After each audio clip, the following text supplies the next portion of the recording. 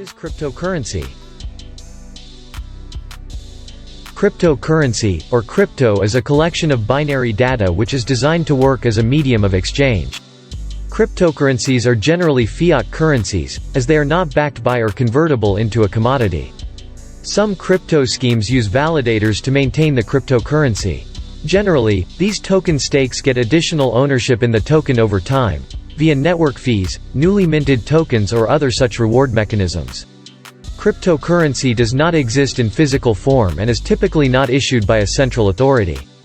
Cryptocurrencies typically use decentralized control as opposed to a central bank digital currency.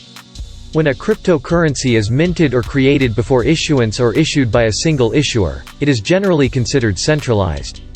When implemented with decentralized control, each cryptocurrency works through distributed ledger technology, typically a blockchain, that serves as a public financial transaction database.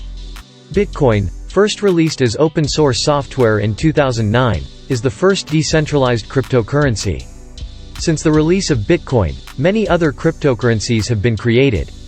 In 2009, the first decentralized cryptocurrency, Bitcoin, was created by presumably pseudonymous developer Satoshi Nakamoto.